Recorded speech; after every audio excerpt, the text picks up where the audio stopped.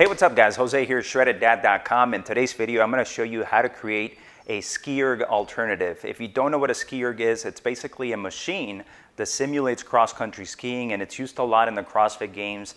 It's a hell of a conditioning workout. It's a whole body workout. It'll work everything from your legs, your core, your arms. It's a whole body workout, as I mentioned.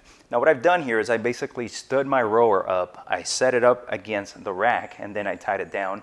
Very simple setup, really. All I've done is I've used a weight belt. I put it around the front of the rower, then I tied it to the back of the rack, and that's all there's to it. You just gotta make sure it's tight so it's secure.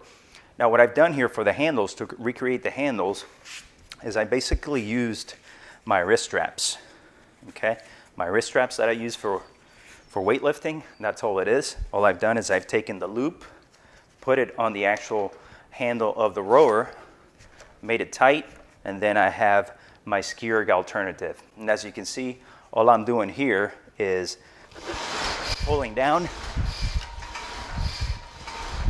recreating that cross-country skiing motion, and it's just another alternative. If you're bored at your home gym of doing the same workouts all the time, then, and if you have a rower, then this is another option that you have.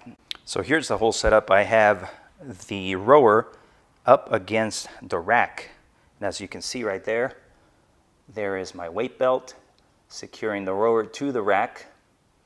And then over here at the front, I have my wrist straps wrapped around the actual handle of the rowing machine. So that's all there's to it, very simple. Just make sure you anchor it down correctly and you shouldn't have a problem.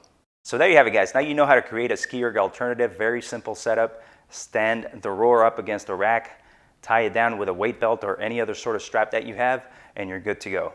I hope you liked the information in this video. If you liked it, make sure you give it a thumbs up. Leave me your comments and questions down below, and don't forget to subscribe to the channel.